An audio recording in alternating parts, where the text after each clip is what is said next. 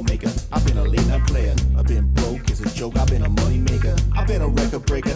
Taking credit as an educator. I've been known to spit the flows and make it shaky, shaky thing. Popping, locking, stopping, let it hang. Watch us as we drop this hip hop, it's like it stings. We make the whole room drop and everybody sing. We want the funk. We gotta have that funk. We kick it old school. We think we're so cool. We take it back to the past. We gonna act a fool. Up jumps the middle finger. Make my Jaeger just. Hello. Welcome to Sports Buzz, the Fan-atical View. I am your host, Scott D. Lewis, here live in studio, Comcast Cable, Channel 23, downtown Danbury, Connecticut, on this April 14th, almost at the midpoint of the month. Not quite tax day, is there? No. There's a few extra days. Because usually it's April 15th, which is a Friday this year, so I'm not sure why they gave the 3 extra days until next week. But if you're filing federal taxes, holiday. Is there a holiday? There's a federal holiday somewhere that Federal holiday, so Yes, because they move it to the Monday. federales get a little, give them a few extra days. All right, that's what it is. See, I asked the question, and we find out. Yeah. Of course, we're here until 7 o'clock, and we are live. You see the number 203-792-4101. If you want to call and chat with us, we'll be happy to take your call. We'll see if Strange Man comes in off the ledge. I did hear from him this weekend. It wasn't pleasant. He's worried about his Bruins, right? Well, he's not worried about them anymore. He was. They're buried. He was worried about them. Nothing more to worry about. At least the weather was nice today. Weather was nice today. And let's officially say hello to my right-hand man, Mr. Bob Broad Jr. Hi, Scott. How are you? I'm doing good. Yeah, the weather was nice. I'll take the moment right now to give a public service announcement. Okay. Speaking of nice weather, at least it was nice because I ended up on a little bit of a drive. If you're on 684 and you're looking for gas, don't take the Bedford, No, there's a Mount Kisco or whatever that exit. That exit. Yeah. What is with the highway people that put those signs up that say gas this exit when the gas station isn't anywhere near the exit? Right. Yeah, that's. And you get off the highway and you're like, traveling. Where's the gas station? You're looking driving for all over the place out of gas, and you're like, well, I can't turn back. Right. Because now I burned up all my gas. Yeah. And I need gas. And then it's full service, which means the price was a mile high. Yeah. And I'm like, what just happened? I've been in that situation before too, Scott, so don't feel bad. 684 is not the place to be. No, it is not. And unfortunately, I did not plan accordingly today, and all of a sudden I was in a bad spot. It was a little late getting to the show, but we got it together. All right. Anyways, Bob's show, Spotlight on, Tuesday nights at 9, Wednesdays at 12. Mike Toohey is in there solo again, kind of solo actually. No, Connor is in there. Is Jenna in there? Jenna's in there too. Maybe he's got those pictures. If you ever want to know what happens here before the show starts, as we're testing the cameras and the lighting, and there she is, Jenna, making sure the monitor works and making sure she looks good on camera. Yes, she does. Well, she was on camera this 2 weeks ago. Oh yeah, and she likes to pose. We can see right there. She's got a couple pictures to go to, and her hair looks good as well. Yes, her and Connor are both in the play this past. Yeah, what's the deal here? Actually, well, Mike's show, Expose Cinema, Friday nights at 9, Wednesdays at 1. So at the Irish Club? Yeah, it was at the Irish Club. The Hibernians? Yes. I know people over there. I didn't hear anything about this. The Pirate and the Princess? Yes, April 3rd it was. And Connor played the pirate. Yeah. And we know Jenna likes to act from her previous performances. Yes, and she played the princess? She played the princess, and it was her first acting role. Well, she was in the Nutcracker and all that. Yes, but there was no. Still. Right, but that's still acting, Bob. But this was her main. Well, she was the main character. The first main lead part for her, and she did well, and Connor did well. Yes, I actually have video too, so of it. Is that going to be on Spotlight On? Yes, it will. Be Unbelievable. special. All right, looking forward to that. So Toohey's in there with them. McFadden is still out, and Strange Man obviously is out. We'll see if he calls. 203-792-4101. We'll see if anybody else calls as we're here live again. Before we start, let's mention the Girl Scout Troop. Yes. Morris Street Girl Scout Troop is still looking for help. Girl Scout Troop 50218. They're looking to help the local homeless veterans. Looking for twin beddings, pillows, pillowcases, blankets, food items, toiletries, no mouthwash. For more information, call Jolene Faco Brought, 860-946-7275. They've been collecting your goods and helping the homeless veterans of the area. 860-946-7275. What do you got? Well, let's see. Our Danbury Titans are going to the finals, which I will wish them all the luck in the world. They are in the finals. They're playing they swept their opponent in the first round, 2-0. Yes. Yep, they're playing Port Huron. Do they have the home ice? Yes. Is it 3 out of 5? Yes, it is. First 2 are home, and the next 2 are away, and then the final one would be back in Danbury. Is that this weekend at the Danbury Ice Arena? Yes, it is. All right. If you're looking to check out some local hockey, Danbury Titans looking to win the FHL Cup, much like the Whalers did previously. Yeah. And we'll see if they can get that done. All right, we'll wish them well.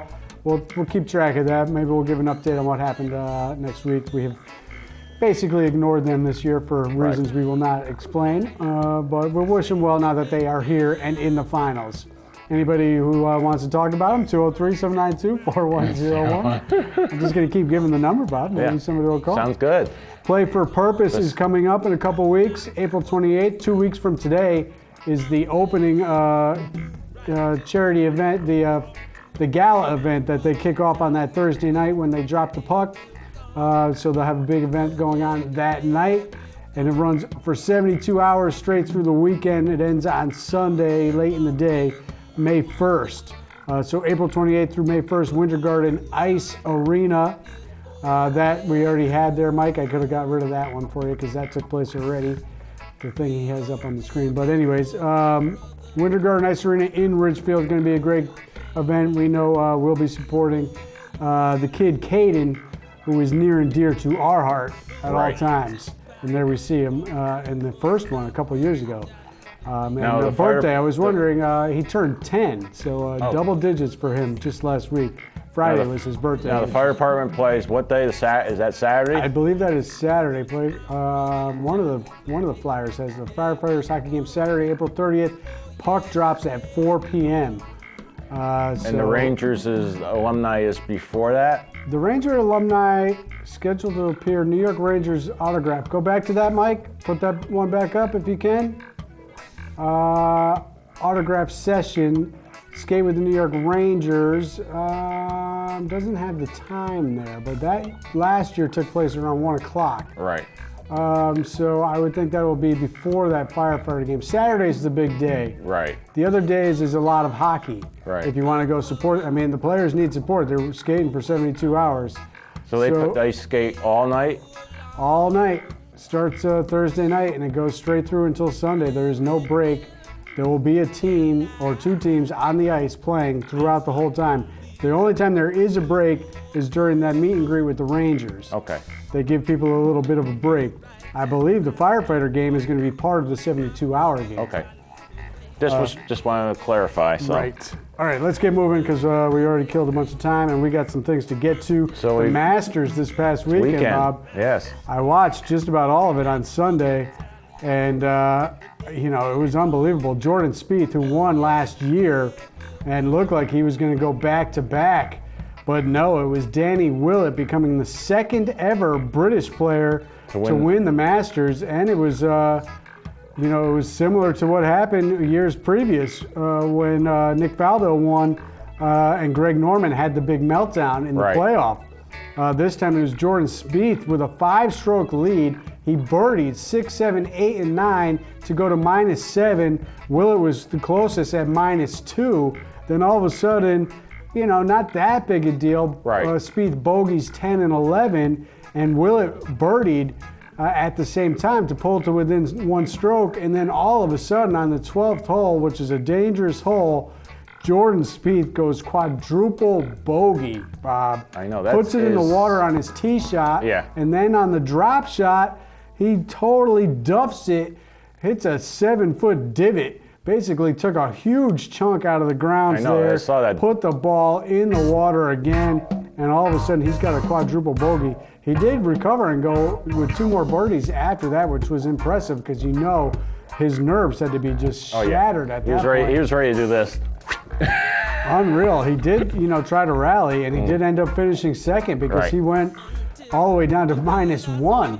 after that, and he did end up at -3. But Danny Willett finished strong and did great, and we saw that photo. The tradition, unlike any other, the former champion has to put the jacket on the new champion. Right. In this case, it was Jordan Spieth who just gagged it up, and he had to stand there and watch as he gave the jacket away when he knew it was his to be had for a second year in a row, but he could not do it. And how about Danny Willett? Everybody talks about Spieth blowing it, right. But Danny Willett did shoot a 67 with no bogeys on Sunday at the Masters, so rather impressive. And a lot of people don't really know who this kid is. I did hear talk, and I won't tip my cap because I listen to some of these sports podcasts. The Bill Simmons podcast, a new one, Joe House had this. He picked Danny Willett as the sleeper pick, 50-1 odds. He said that was your best bet if you were looking to put some money down because the odds were good, and this kid Willett had actually been playing well. He's been winning some tournaments. He had moved all the way up till 12th in the world. He was the leader after 3 rounds at the British Open last year, which I had forgotten about. So insiders in the golf world had been saying this kid, was playing well, and maybe he's somebody you keep your eye on. Regular golf fans like you and me who don't pay that close attention didn't really know. But I was curious as the weekend went on because of some of the things I heard, and his name kept showing up on the leaderboard, and then all of a sudden, he looked like a cool customer too. Right. Very composed, and then very ecstatic at the end as he celebrated and he got the win. So hats up to him, new Masters champion. We'll see where Jordan Spieth goes from here. Right. He's still very young and very accomplished. Will he be able to put this behind him, or will this be something that haunts him and undoes him through the rest of his career? I have a feeling he will recover, but those ghosts. A lot of famous players have said golf is played on a 5-inch place, and that's between your 2 ears. Yes. In your head. Very mental game, and this is something that's going to stick with him. We'll see if he recovers. U.S. Open will be the next major on the docket, and we'll see how he does. I haven't played golf in 30 years, so I know. I haven't played golf myself in about 5 years, probably. I have a nice set of clubs. Maybe I'll dust them off one of these days. All right, Bob, let's move to the Stanley Cup playoffs, which got underway last night. Now, we just talked about a little controversy, right? Yeah, we're going to get to this first before we get to your Rangers series. We know Strange Man is on the ledge, and this will probably make him go crazier as I break this might down. Put him over the ledge. Might be hanging. I do need an explanation about the tiebreaker. All right, because I don't understand it either. First, as I can't just blame it on the tiebreaker. Right. Because the Bruins, I do have to mention, much like last year, it was eerie, Bob. On March 15th last year, they began a 5-game losing streak. So the Ides of March were not good to the team from Boston, an Irish team, nonetheless. This year, on March 15th, once again, they headed west and they began a 5-game losing streak, which ultimately was the undoing of their season. They lost those 3 games out west to the Kings, the Ducks, and the San Jose Sharks. They came back for that game that I was livid about from an officiating standpoint and also a scheduling standpoint. Why would they go from 3 games out west to a game against the Rangers in New York? That doesn't make sense. That is a crazy scheduling situation, and then the officiating in that game was a joke, and they all of a sudden lost 5 in a row. Then they finally, in that last week, are scrambling to survive, and they lose to Carolina. Then they have that big, huge win against the Detroit Red Wings, who they're fighting for that final playoff spot. And then they lose the final game of the regular season at home against Ottawa, which was fitting because remember last year they lost in the last game, last day of the season. They got knocked out of the playoffs because Ottawa completed the comeback from the depths of nowhere, and they snuck by them this time. And we have to mention this before we get into the tiebreaker. I mean, it was disgraceful, Bob. They lose 6-1 at home with everything on the line. Tuukka Rask comes up sick, pulls himself out of the game 30 minutes before, and the backup goalie gags it up 6-1 at home against Ottawa. With all that being said, let's talk about this tiebreaker, Bob. Which I don't understand. They finished tied, and I've looked at this 10 times, and I'm trying to figure it out. 93 points with Detroit. Right. So then you look at what could the possible tiebreaker situation be. Right. I would think it would be regulation wins. Right. And you look and you see the Bruins have 42 regulation wins. How many does Detroit have? 41. So by you're rights, tied in points and you have more wins than them. That right there should say you are in the playoffs. Right. If that doesn't do it, I always think head-to-head is the best place to go anyways. Right, and then the Bruins are 3-1 against Detroit head-to-head, including that beatdown they had against them in that huge game on Thursday of last week. So they got the head-to-head, and they have more wins, and they're tied in points. Why are the Red Wings in the playoffs? And then the whole other thing is this 16 teams in the Eastern Conference, right, which includes the Detroit Red Wings, a historically famous Western Conference team. Right. Which means that now the Western Conference has only 14 teams in. So, I mean, you know, maybe Joe Jet Met, our old friend, could call in. He's a math teacher. Yeah. It's simple math, Bob, from a percentage standpoint and a competitive advantage standpoint. This is unfair to the teams in the Eastern Conference.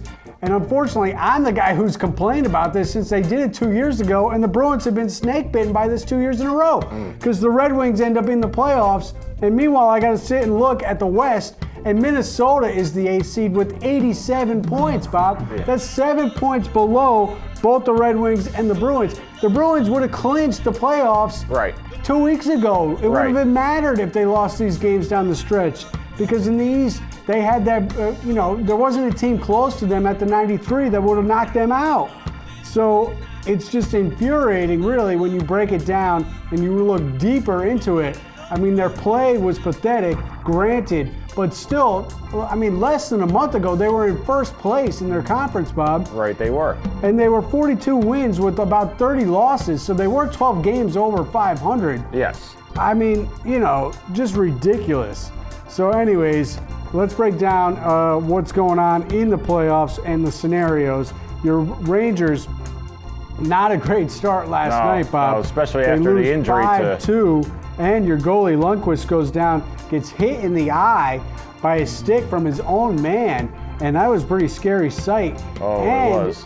The Rangers were dominating play in the first period. This happened with about 40 seconds to go. They left him in the game for the end of the first period, and with 17 seconds to go, he gives up a weak goal for the 1-0 deficit. Then Sidney Crosby, they pull him after the first period. He does not return to the game. Right. The backup comes in. Sidney Crosby gets the breakaway goal for the 2-0 lead. Then the Rangers have the 5-on-3 advantage. Power play, and they cut it to 2-1. But then they give up the shorthanded goal to make it 3-1, Bob, and that was pretty much the game. They go on to lose 5-2. Other games last night, Detroit lost at Tampa Bay 3-2. Tampa Bay came from behind. They took a 1-0 lead, but were down 2-1 in this game, rallied for the 3-2 win. And that's a rematch of last year's first round series, which went 7, and that was a pretty tough one. Tampa, remember, was the Eastern Conference defending champs. They went to the Stanley Cup Finals last year. And the other game was Chicago, the defending Stanley Cup champions, lost in overtime against an actual rival, much like Detroit would be an actual rival if they played in the Western Conference. Right.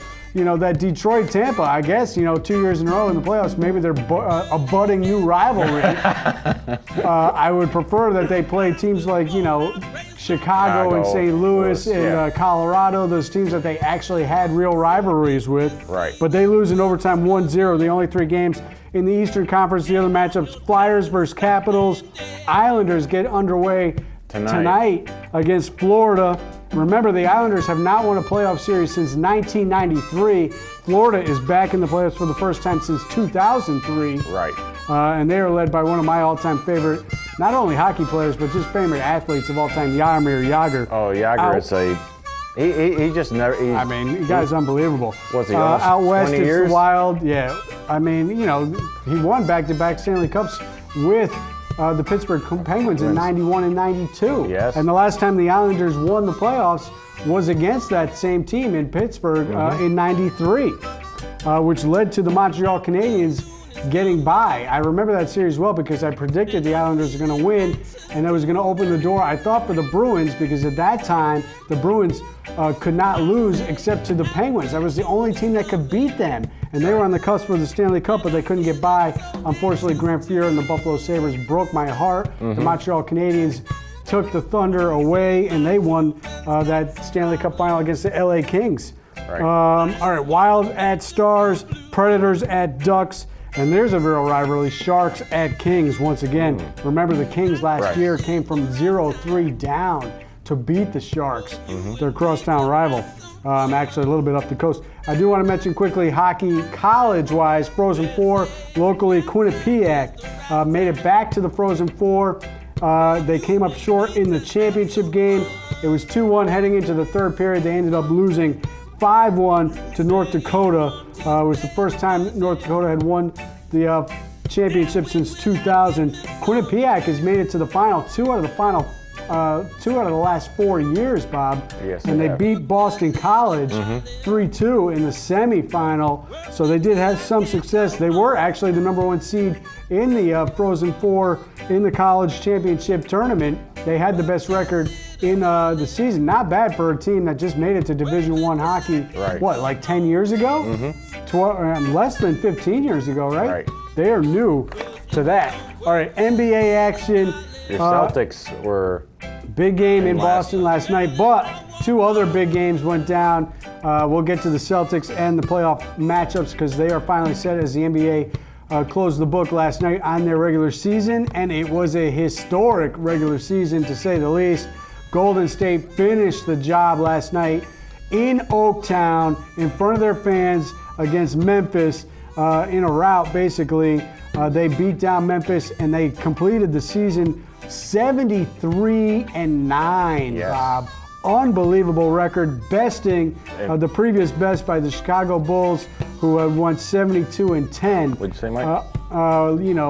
So unbelievable season. And the real big win came this weekend in San Antonio. We saw the shot there as they beat the Spurs, preventing the Spurs from going undefeated at home, which I liked actually to see because the Celtics of 86 had the best home record ever. And we know the Celtics went out to Golden State and knocked them off from besting that just a couple of weeks ago. But it was in 86 that the Celtics went 41 at home. The Spurs tied that mark as they completed the regular season 41 at home, but they did not go undefeated. So 73-9 at home for Golden State, 40-1 by the Spurs. Two records. One was a tie, one was a new record. Pretty awesome. A couple things that went down. And then, of course, we have to go into the Kobe farewell. Before the show started, Bob, all he wanted to talk about, get him off the stage, get him out of here. She'll be defiant in the fake show. How about this, Bob? What just a fraudulent season this was. Everybody comes out giving Kobe the farewell tour. Kobe Bryant himself said, I never want to have a farewell tour. Then he announces his retirement mid-season, so what? He can have that farewell tour. Kobe Bryant, the most unliked player in the history of the NBA, not only by his own teammates, who he ran half of them out of town, but by the rest of the league. He never made a single friend in the league. Everybody hated him. And he wanted to be hated. His whole attitude was, I don't care for anybody. I'm Shobi defiant, and I run the fake show out here in LA. But when it came down to it, he was like, I want the accolades. I want the parting gifts. Give me the parting gifts. I want the tour. I want everything. And so what did he do last night? Unbelievable, Bob. I have to say, I have absolutely no love lost for Kobe Bryant. I know you don't. I remember very well what took place in Eagle, Colorado. Unfortunately, all the people in the media and the friends have that short memory because he won again and he redeemed himself on the court. Everybody says, he won. He got off that. He bought off that jury. He bought off that girl. He did all that. By the way, Bob, that girl did not get bought off. She never went public with it. She didn't cash in on this whole thing. So that tells you a lot what really happened out there. But everybody wants to forget about that. I have no love lost for that whole situation or Kobe Bryant and the Lakers. But anyways, he goes for 60 points last night. That's more than what he scored the whole season. I mean, he was worst in the league in field goal shooting percentage, dead last this year. He had a terrible season, barely scored 60 points on the whole year. Somehow he guts it up, and he goes for 60 points last night, and Utah was trying in this game. So these were legitimate points. He was going nuts. He took 50 shots, and he scored 23 points in the fourth quarter when they were down by 14. Overcome a 10-point deficit in the final few minutes. They win 101-96. But the game didn't matter. The Jazz get knocked out of the playoffs, which was unfortunate because Houston does not deserve to be in. Right. Crazy. So in the Eastern Conference, the Celtics did a little historic thing of their own last night. Down by 26 points at halftime, they come back and beat the Heat. Unbelievable. So to create a four-way tie between 3 and 6, unfortunately, speaking of tiebreakers, they don't get the tiebreaker. They end up as the 5th seed, so they will go on the road Saturday night to take on the Hawks. That's an actual rivalry. Plenty of playoff series between the Hawks. We'll see what happens there. So they're 4 and 5 in that. The Heat end up 3rd seed, and they take on King Kemba, which I was happy about. I did not want to see the Celtics have to play Kemba in the first round. So Kemba gets Miami. I like Kemba and the Hornets in that series. They have actually, Bob, the 3rd best record, I believe it is, and since the All-Star break behind Golden State and San Antonio in the NBA. Sleeper team right there. The other playoff series, Detroit at Cleveland, Indiana at Toronto. Out west, it's Houston at Golden State, Memphis at San Antonio, Dallas at Oklahoma City, Portland at the Clippers. And also worth noting, the Nets ended up with the 3rd worst record in the NBA, which is good for the Celtics. They have that unprotected draft pick, and the top 3 teams, worst record-wise, get the most ping pong balls. Right. So there's a chance Celtics could get the number 1 pick, even after this good season by them. I don't really like the matchup between them and the Hawks. I'm a little nervous, but we'll see how it goes. Big win for them last night. We got quick baseball. We didn't really get much time to leave for baseball. Mets got a much-needed win yesterday. Sky is falling. Do you say it's falling, or you say it's too early for that, Bob? I say it's too early. They did beat the Miami Marlins 2-1 yesterday. They are 3 and 5 in your division. Nationals 6 and 1. How about this? Actually 7 and 1 because the Nats beat the Braves again today. Braves now 0 and 9, I believe. And the Indians the Twins lost again today, 0 and 10. Red Sox did avoid being swept. They're 4 and 4. Yankees are 4 and 3. They go tonight at Toronto. Baltimore started the season 7 and 0, but the Red Sox did get that win last night, so they're 7 and 1. We are live next week. We are scheduled to be live next week. Maybe by then we will actually get into a little bit more baseball, which we have been giving the short shift to. Are you picking up what I'm putting down, Bob? I put all that down for you. Did you pick it up? I picked it up. You hear what I'm saying? I hear what you're saying. All right. We're out of here. We'll see you next week.